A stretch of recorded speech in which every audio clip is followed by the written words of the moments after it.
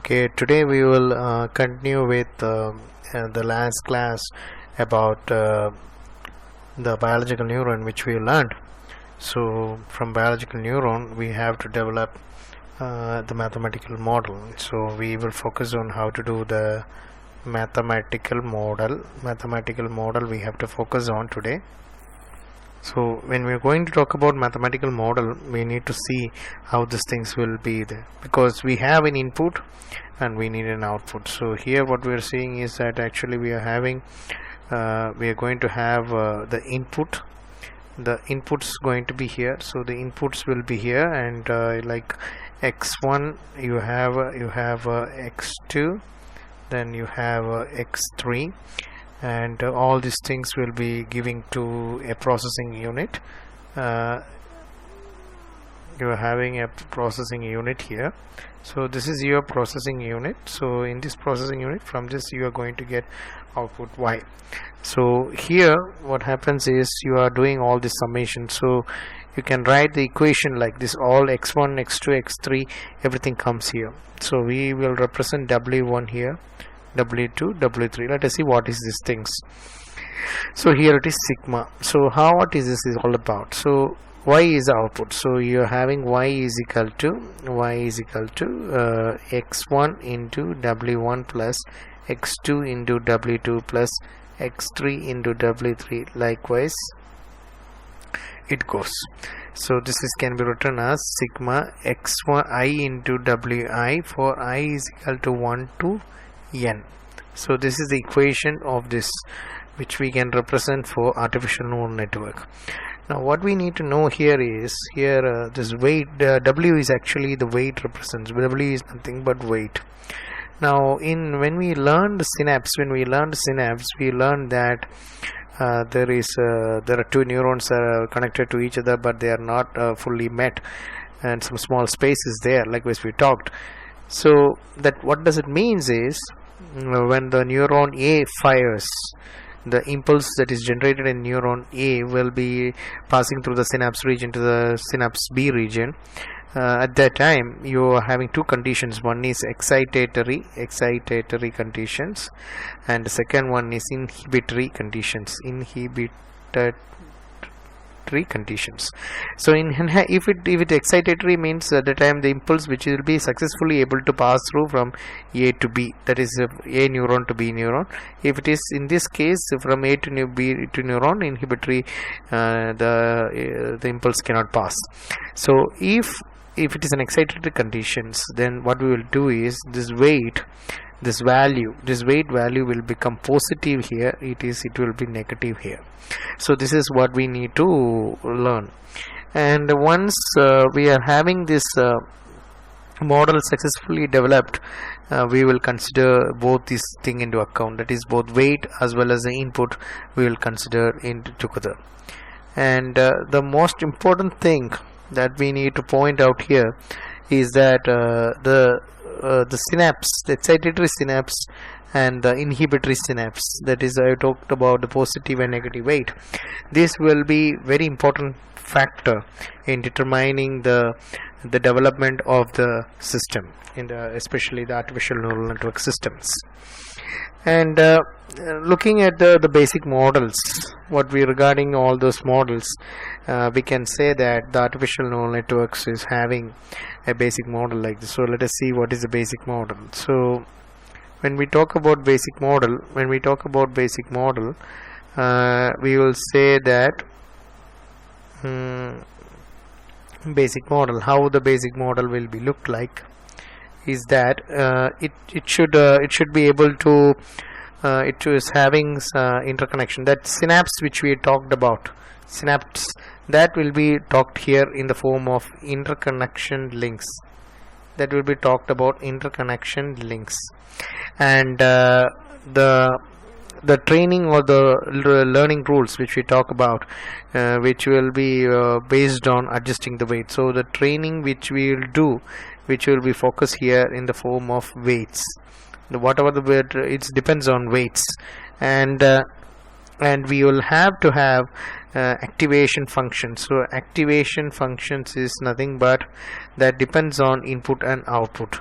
So these three things we need to take careful very well. That is, one is synapse, then training, then activation functions. So in synapse deals with interconnection of links, the training deals with weights and activation functions. So once we have all of them, then we are in a successful position to develop it. Now look at this diagram here. We can see that we are having this point. This point is called node. This is called node, and this is what we call it as interconnection. This interconnections which we talk about here is actually coming from here. This is the interconnection we are talking about. So interconnections are nothing but that is they are dealing here. So this region will actually derives the synapse region actually, and the weight is actually the training parameter, which will either be positive or either will be negative. That's it. Now after knowing all these things, it is our duty that we should further focus on and the types of neural networks.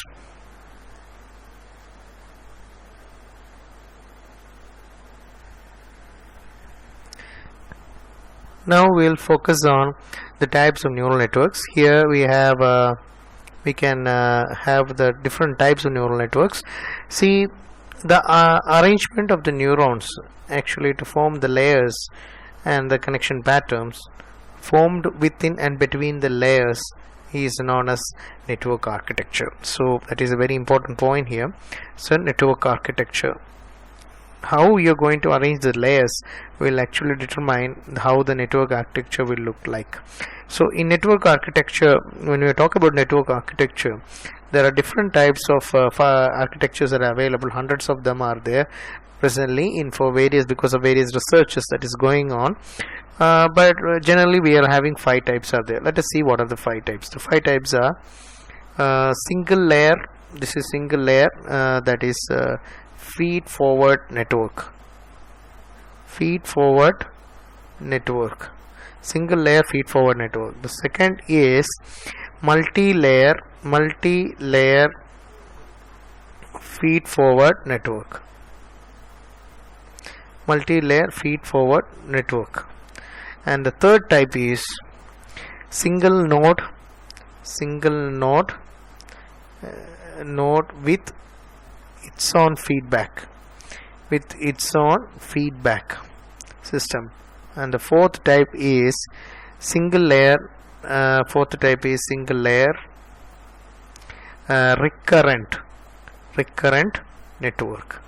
And the fifth type is multi-layer recurrent network. So you can see here 5 types are there. All of them are having some specialities are there. Let us see what is the first type. So in single layer, we are having what we call single layer. That is one point. Here we have a single layer is there. Moreover, it is having feed forward. Feed forward means actually you are having to, if you are having more than one system like this, 1, 2, 3 means the connection 1 is connected directly to 2 is directly connected to 3. Likewise, this is called a feed forward. Also from 1 is directly it connects to 3, it is a feed forward network. Likewise, now similarly, if you talk about multi-layer, multi-layer means you are having more than one layer. In such conditions, a feed forward network is existing. How it is done? Single node with its own feedback. So another thing is that is apart from this feed forward, we will have a feed backward is also there. So in feed backward, what will happen? This is feed forward. A feed backward will look like this. So it will have from 3 to 2 and 3 to 1. So that will form the feed backward. Then we have a single layer with a recurrent network. Recurrent is nothing but it's also a form of a feedback only, but it is in a different form, and we will see how it is done. Then we have a single layer with recurrent, multiple layer with recurrent. So all of them will form its own positives and negative aspects are there. But anyway, these 5 architectures are sufficient for us to develop a complete ANN. That's what they believe. Even though this 5 architecture is having some way what you call different classifications are there, that we will learn one by one. What are the classifications that can come under these 5 architectures of the ANN?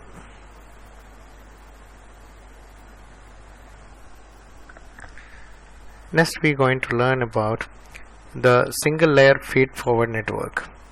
So in single layer feed forward network, just like when we discussed the other basic type, it is also somewhat layer based. So we talk about single layer feed forward network is having single layer, it is having a single layer, it is having single layer, at the same time it is feed forward. So these two aspects we need to take care of it when we're going to do that. So one question that is coming in our mind, what is a layer? One question that is coming up in your mind is, what is a layer? Actually, what is actually it is done, it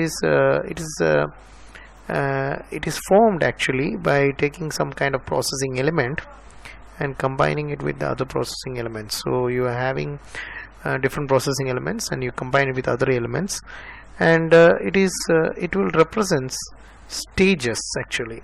It represents stages, stages after stages, that is stages to stages it will represent. So many stages you can add and forms a layer. So stage means from input to output, you are having input to output, so many stages you can add. So virtually you will be seeing an input and virtually you are seeing an output. So in between stages, what is actually happening inside different layers, that may not be visible, that we will study in the multi-layer phenomenon. Now how this single layer will look like? So a single layer, in a single layer feed forward network, you can see that you have different types of inputs here. This is input number x1, this is input x2, this is input x3. So when you have all these three inputs, similarly you are going to have different outputs, y1, y2, y3. So this is y1, this is y2, this is y3. Now what we'll have is, we'll have we can use different colors here to represent the connection. So interlink will be formed, just like what we see in synapse when from one neuron to other neuron. So this is, let us say, this is one input to the output. You are seeing this is one synapse, one between one neuron, this is the other one, this is the third one. Similarly we can have different colors also. Let us see another color where you choose it. From here you can have another color here, see, another interconnection status. So this is another synaptic region. Similarly we can have yellow here, you can use it.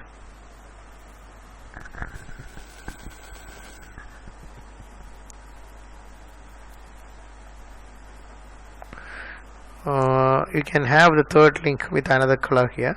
You can see this connection is somewhat different here. See, this is what happens. So all of them are individual interconnections that actually represent their own synaptic regions, and you can have three inputs. So similarly you are getting three outputs. So individually they are having individual weights also. See, here it's x1, here we are having x1, here we are having y1. So definitely the weight will be represented w11. Here it is 1 and here it is 2, we represent it as w12. Similarly 1 and 3 we represent w13.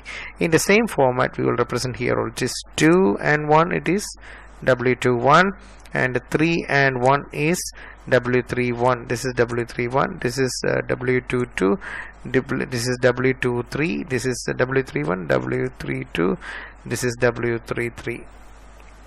So this is how you are going to represent a single layer feed forward network. Feed forward means the connections are all forward in the region, and this is called the input region, and this part is the output region. So you can have all these regions and all the entire output neurons. This is all the output neurons, and you are going to get the output here. Now this is having a large number of applications. Here we are not specifying about different things, because here we are having a single layer, one layer, and the one layer is actually formed between input and output. So that is a concept of what we call single layer feed forward network.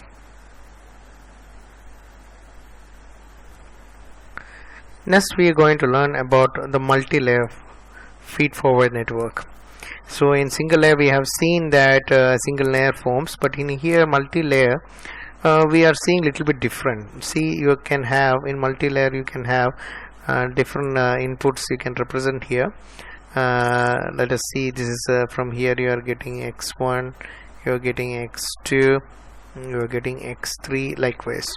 Now similarly you are having output here. Let us put output here, or and you are getting y1. These are nodes actually, y2, y3. So in between this input part and input output part, your different layers are there. That is what represented by multi-layer. So when you talk about multi-layer, you should have layer, some middle layers will be there. So let us see two middle layers I will put here. This is one middle layer, this is another middle layer I am going to put out here. So how the connections will be, connections just like what we have done in single layer, also same concept. We have interlink connections will be there, which will denote the synapse region. See, this is what just happened. Single individually it will be forming here. Then we will take another color here. This will represents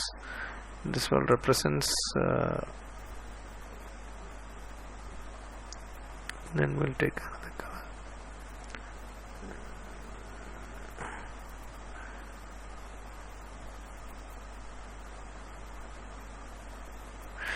Similar way you can have here also. See, the connections might not be changing much.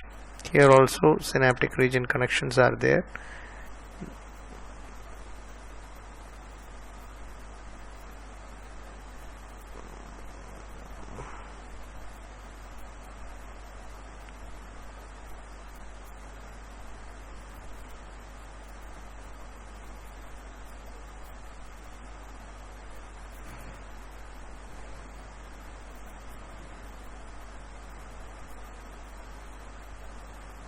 So these regions actually which is formed out here will have multiple connections, and multiple interconnections will show its capacity to how it is being interlinked. So likewise you can see out here, I'm not using different color, same color only, but doesn't that is, the idea is very much similar only. Now what we are actually trying to understand here is that this forms this this is your input layer, this is your input layer, and this is your output layer. So that is very much confirmed. Now something is, we have two layers in between. Let us assume that this is A and this is B. So this A layer and this B layer, actually what we call by a name called, let us give a name called hidden layer. Now why we call the hidden layer means this layer is not at all visible to the environment. That means to the environment only the input layer and output layer only will be visible. Both input and output layer only will be visible to the environment, and hidden layer will not be visible to the environment. So that is the one condition. So when you're going to have hidden layer here, we need to have understanding one more thing. What is this if number of hidden layers is increased? Suppose you are having here hidden layer, number of hidden layers, if it is increased, what does it represent? It represents that the complexity of the problem which we are going to deal is also increased. That means when you are having more complex problem, then we need to introduce more hidden layers.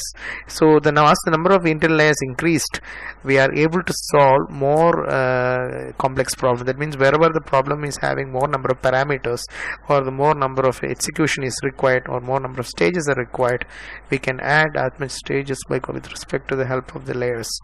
The more layers can be added out here.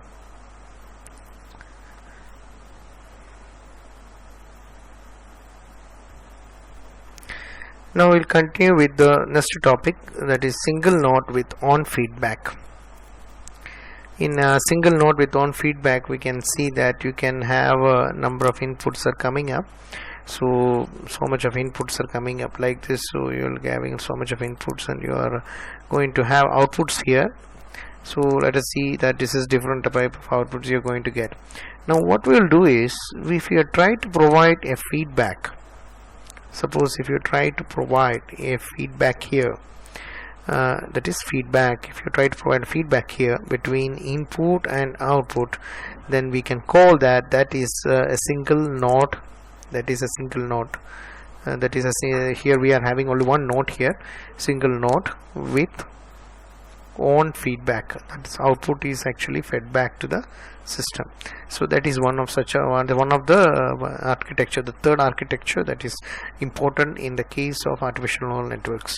Now here what we also need to learn here is that the feed forward, there is two concept I told you, feed forward and feedback. Feed forward is in the forward, feedback will be in the backward, and all these things are very important because we need to reduce errors that happens in the system. For that it will be very helpful. Also we will continue with one more type of network along with the single node with on feedback. That is called competitive nets. It's a little bit different game actually. Here what we see here is that here you will see you are going to have a nodes are there. So let us assume that 4 nodes are there. This is one node, this is another node, so you have 4 nodes are here. Now each of the nodes are interlinked in opposite directions. So this is one way of arranging, this is another way of arranging, and each of them are oppositely arranged. And likewise also in cross also will be connected, so everybody is linked with everybody. And what we can see is this is a small type where the individually, that means each one of is having link, also it is also having self link also, like this. It is having another self link that is being formed here. This is another self link that is being formed. So when the self links are formed, you can see that these nets which is being created over here are having somewhat a different form. That is the kind of what we call it as architecture of competitive layer. So this is somewhat very much it comes in the category of competitive layer concept. This is comes in competitive layer concept. So in competitive layer actually the competitive interconnections are having a very much fixed weights.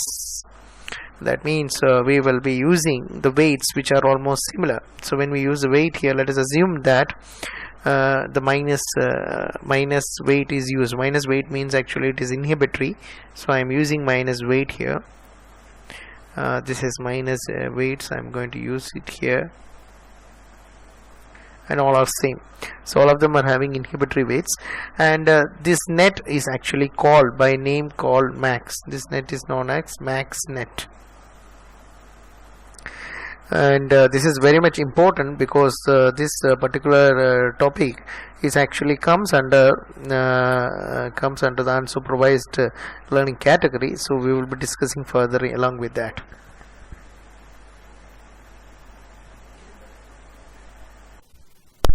The next topic we are discussing is single layer recurrent network. So we need to know what is single layer, and we should also know what is recurrent network. So assume that what is a single layer, we know that it is a single layer concept. So what is a recurrent network? Recurrent is what is meant by recurrent? So recurrent is something related with feedback, something related with the feedback. So it forms like a feedback strategy where we are trying to take an output and trying to give it to the input. So how it would look like? So a single layer recurrent network, let us see how it will work. Is you have x1, x2, x3. This is x1, this is x2, and this is x3. You are having 3 inputs, and what we'll do is that this thing will be leading to you are having the output. This is also output, this is also output nodes. So each of them are connected here like this, and you are having interconnections also there. So let us minimize these things. I'm not putting further here. You can assume that there are links are here, but I'm just putting dot here only for reducing the complexity of the diagram here, because we don't have much space to draw it here. So that's it. Now from here we are going to get the output. That's point, because single layer is look like this, what we studied in the first beginning, right? So now once what is recurrent is, from this output you are trying to take an output back to a point from where I'm going to give a feedback like this to my output layer. So if such a system, if I am trying to do, this is called single layer recurrent network. This is simply called single layer recurrent network. See, this is not for the y1, the y2 also to do the same thing. You are taking output here to a point, from there you can able to give it to the input like this. Similarly for y3 also it is possible, that can be done. And this point is very much important because these recurrent networks are actually feedback networks which is actually formed in the form of a closed loop format. See, this is a feedback, but it is formed in the closed loop. In control system we have learned about open loop and closed loop. Closed loop is nothing but a perfect feedback that is given back all the output, one of the best output to the input. So it is purpose is to reduce error. In wherever you are using feedback, we are trying to reduce the error. So error is a big problem there, so that is why we are trying to introduce this feedback. So this figure shows a single layer network actually. And one more point we need to discuss here is this application is very much useful. Single layer network, recurrent networks are very much useful wherever we need error to be reduced. So if you want to reduce the error, you need to introduce this particular system. Next we will learn about the multi-layer network, that is multi-layer recurrent networks. In multi-layer recurrent networks, how it look like. Here we are having different outputs here, inputs here. Let us assume that this is x1, x2, and this is x3, and we are going to have multiple layers are there. So when you're going to talk about multiple layers, let us put this as an output here. y1, this is y2, this is y3, and when you're going to have a single hidden layer here. Let us assume a single hidden layer is being put here. So you're going to have I'm going to specify one important link here. The rest don't think that it is not there. It is there actually. I will represent with the dotted lines here, and you can see. Okay, now here you see that the same phenomenon is actually happening over here also. You are trying to reduce this point out here. It is there. The connections are all available there, and now in a multi-layer recurrent network, you are taking an output from one of the output here, and it will be taken to a single point here, and it is given to the hidden layer. It is directly given to the hidden layer, not to the output layer. What you are seeing in the case of a single layer. So directly it is given to the hidden layer. So here also y2 we are taking output to a single point. From there you are given directly to the hidden layer. The same thing is repeated in the case of y3 also. So it is come to the last point also. We can do this point, we can do that. So this represents a pure multi-layer recurrent network. Now another thing which you need to understand is that both excitatory and inhibitory will be happening in this layer. So it is a combination of them. Excitatory and inhibitory can happen here, so it is a combination of them. It is purely a combination of them that we need to understand.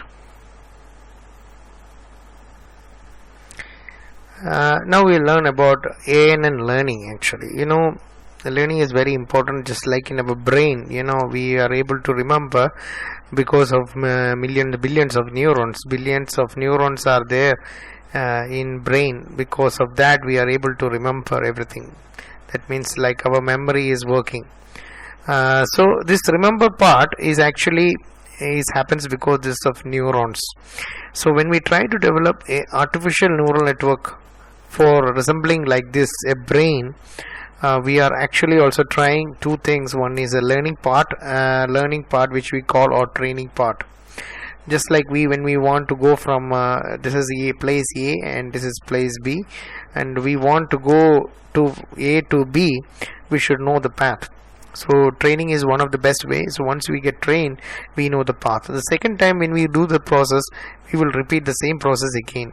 So that is the specialty of training. So ANN will help us to do this on the process called automation. Automation is very important in our industries. It is one of the biggest application in industries. and keeping that thing in mind, we need to know what is the learning concept. So as far as the subject is concerned, learning is having a lot of parameters. That is actually, it is defined as it is a process or by means. It is considered as a process or by means of which a neural network adapts itself to a kind of a stimulus. It will adapts itself to a stimulus by making proper parameter adjustments. So for that you need to do some proper parameter adjustments. So proper parameter adjustments, so that what will you go get, the result will be the production of desired response. So you are going to get the desired response. You are going to get the desired response.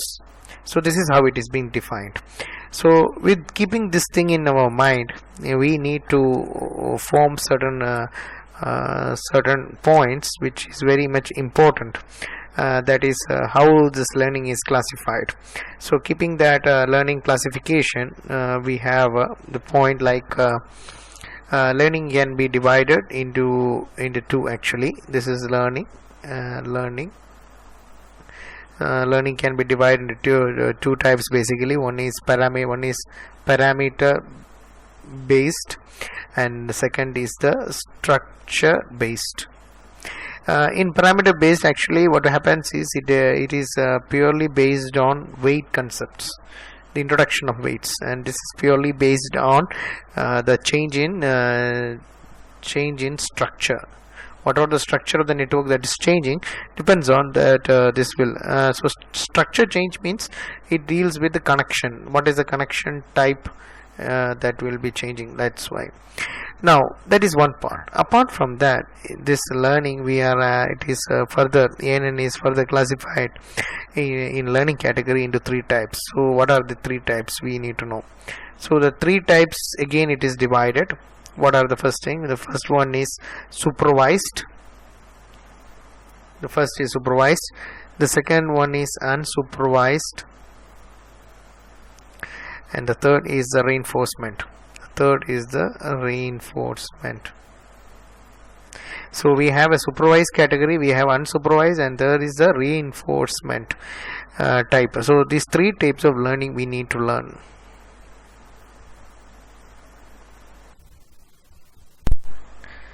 Next we will learn about supervised learning. From the word itself we can understand what is a supervised. Supervised means you need something like called supervisor. So what is supervisor?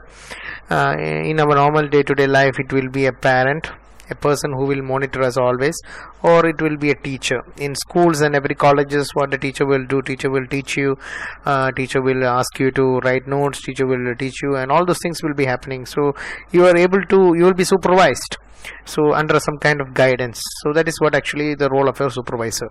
Now this kind of a learning, if you try to bring it in the neural networks, what we actually require an input vector and you require an output vector.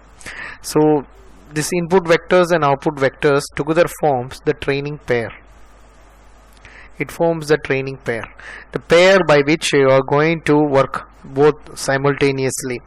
And when you see the block diagram how it will forms here, you can see that the supervised learning block diagram will show you that you are having an input X.